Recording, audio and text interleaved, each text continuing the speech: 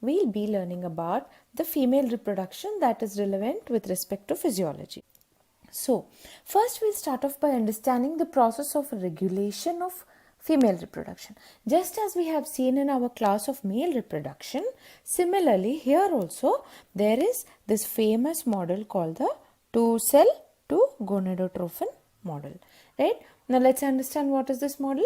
Right? The gonadotrophin releasing hormone, which is released from the hypothalamus, we all know that it activates the anterior pituitary. Okay, and from the anterior pituitary we have two important hormones that are released. These are the luteinizing hormone and the follicle stimulating hormone. Now where do these act, each one of them? The luteinizing hormone acts on the Theca cells and the follicle stimulating hormone acts on the Granulosa cells. Now what do these Theca cells do? They release Androstenedione. This Androstenedione goes and acts on the Granulosa cells.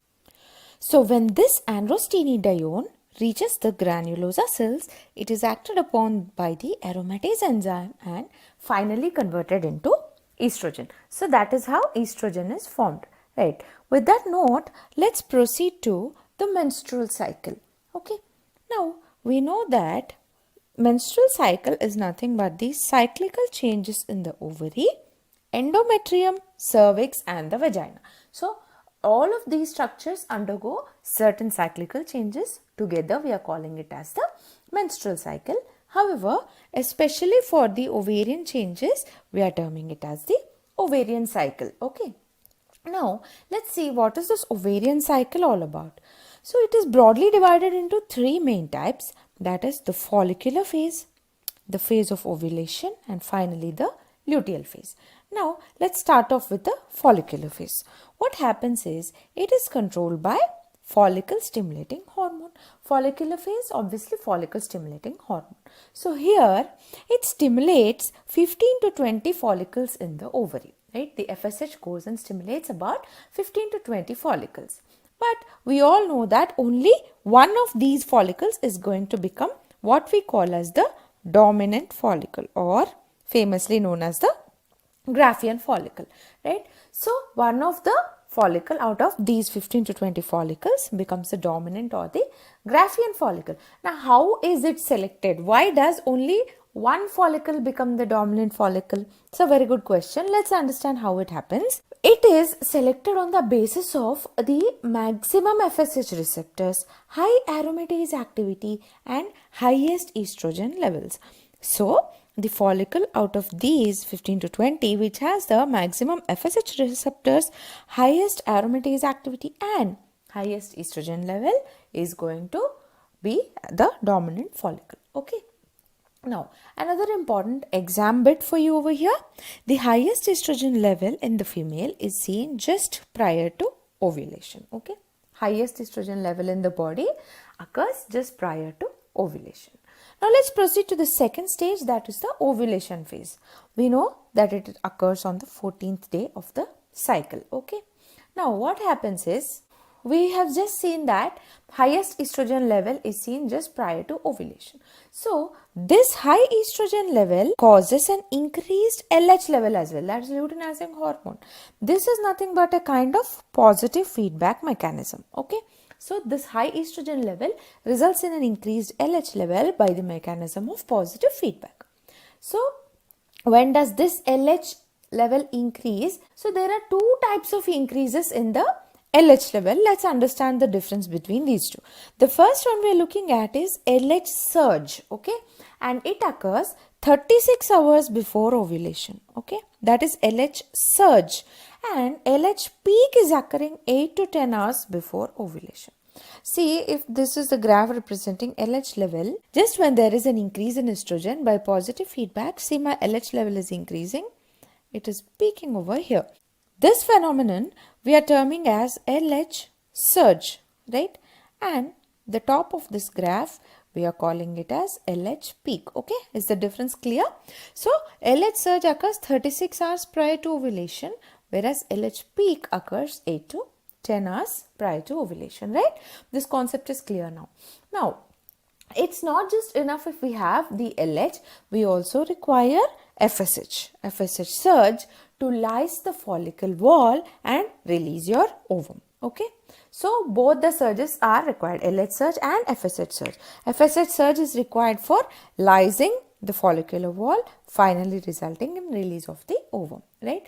Now another important point you have to note here is there is always a rise in body temperature when these two steps are occurring, and it rises by 0.5 to 1 degree Fahrenheit. Okay, so this is an important exam bit. Please remember, always there is a rise in body temperature during ovulation. Now let's proceed to the third phase, that is the luteal phase. Once the ovulation has occurred, it forms something called corpus hemorrhagicum. Now what is that?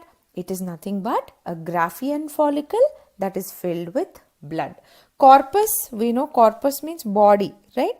Hemorrhagicum, something related to blood. So a body that is filled with blood, that is Graafian follicle with its wall filled with blood, that is corpus hemorrhagicum. Now this blood forms into clots after some duration. Yes, whenever blood is there, it forms clots, and it results in the formation of luteal cells. What are these? These are yellow colored cells that are formed under the influence of LH. That is why they are called luteal cells.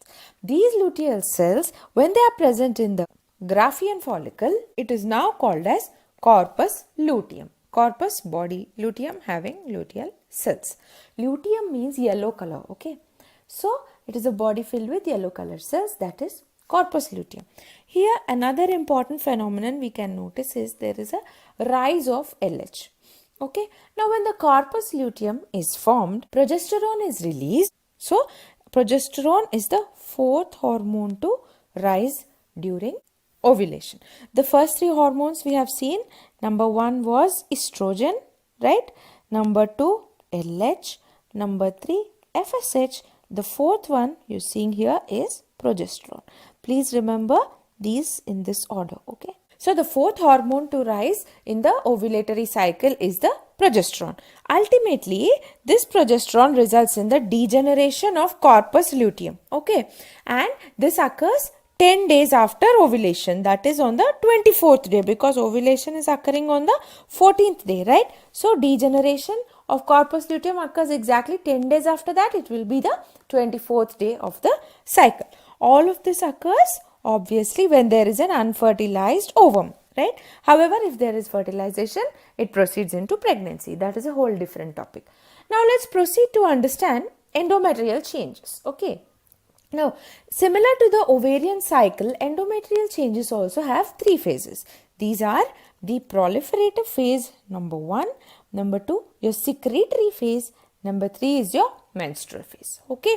Now, proliferative phase is a phase in which it is preparing the endometrium to receive the fertilized ovum. Okay. So, it is preparing the uterus to propagate the pregnancy. So, what will happen here? The endometrial thickness is increasing along with lengthening of uterine glands. So, 2 changes are occurring in the proliferative phase. Increase in the endometrial thickness and lengthening of uterine glands, right? Next, the secretory phase, here the endometrial thickness is the highest, okay? And the uterine glands secrete clear fluid, okay? Now, when there is no fertilization occurring, we know that it will proceed to the menstrual phase. What happens here? Yes, there is a shedding of the endometrium. However, what you have to remember for the exam is only the superficial 2/3 of the endometrium is shed, okay?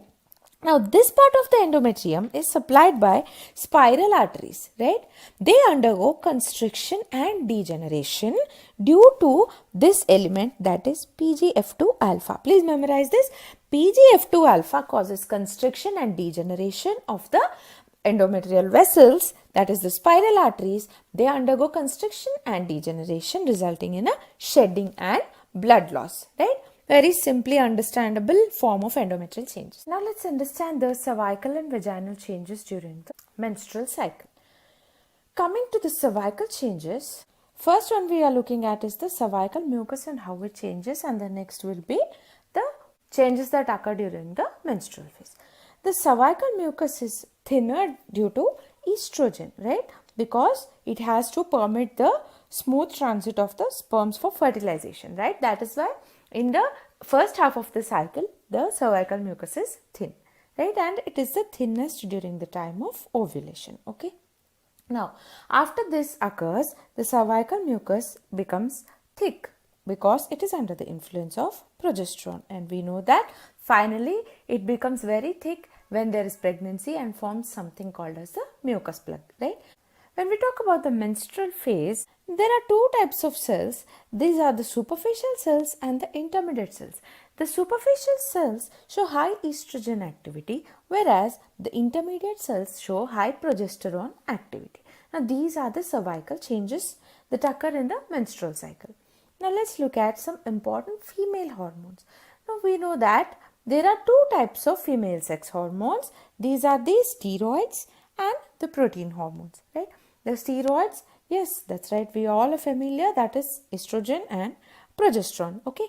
And the protein hormones, these are of three types. Number one is inhibin B, number two is activin, number three is your relaxin. Okay, inhibin, activin and relaxin are protein hormones, whereas estrogen and progesterone are steroid hormones. Okay, now let's proceed to understand estrogen in detail. Estrogen, what you have to remember for the exam, is a C18 steroid. Okay, estrogen is a C18 steroid and it is broadly of three types: estradiol, estriol and estrone. Estradiol, di means 2, right? It is E2, right? Estriol is tri. Tri means 3, okay? E3. And estrone, on, that is 1, that is E1. That is how you can remember. Estradiol, estriol and estrone, okay? Estradiol is seen in reproductive age group, whereas estriol is seen in pregnancy and estrone is seen following menopause, okay? So estradiol, when there are two people, that is in reproductive age group, right? Estriol, that is when these two people become 3, that is occurs during pregnancy, and obviously the left out one is estrone, that is seen in menopause. That is how you can remember easily, okay? And the major actions are seen on the uterus, number 1, followed by the breast, bone, kidney, and also in the development of secondary sexual characters. Okay, now let's learn these actions in detail. On the uterus, estrogen primes the uterus, okay? That is, it increases contractility, excitability and also the gap junctions. It increases the number of gap junctions, right? And finally, estrogen increases the uterine sensitivity to oxytocin, which is very crucial for the occurrence of normal labor, okay? So, estrogen increases everything, increases contractility, excitability, the gap junctions as well as the sensitivity to oxytocin, right? To result in normal labor. On the breast, it increases the ductal growth in the breast, okay? That is why it is called as the growth hormone of the breast. Now, if you have the question, which of the following is the growth hormone of the breast? Your answer will be estrogen, okay? Now, on the bone, what does it do? It is a bone-friendly hormone in the reproductive age group of the females, right? Why is it bone-friendly? Because obviously it will prevent bone resorption. Okay. Now, an important compound, that is osteoprotegrin, OPG, that is produced by estrogen, inhibits the rank ligand, further preventing bone resorption. Okay. So, the main important compound is the osteoprotegrin. It protects the bones. You can remember like that. Okay. And on the kidney, it results in sodium and water retention. And we have also seen it results in the development of secondary sexual characters in the females, right? With that note, let's proceed to progesterone.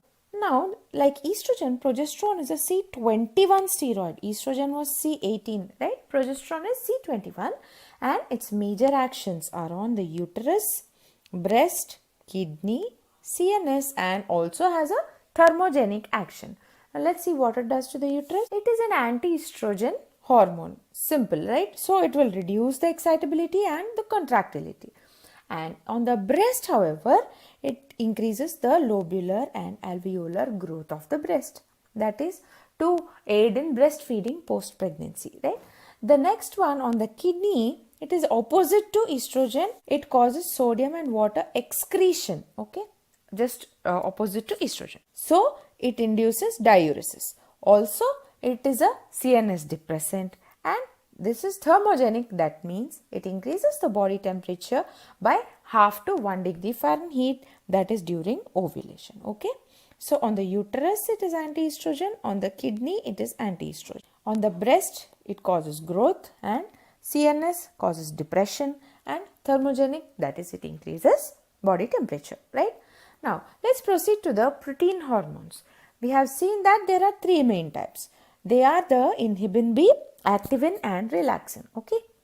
Inhibin B, the major sources are granulosa cells, and we know that these are acted upon by FSH. We have already seen that. So they cause a negative feedback mechanism to maintain the hormone level. Next, activin increases the FSH level, and relaxin, as the name suggests, it relaxes the pubic symphysis and dilates and softens the cervix. So what is it leading to? Very obvious. It will help in delivery of the fetus.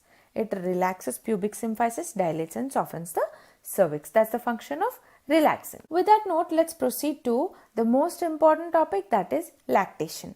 Okay. So there are three important steps that will finally result in lactation.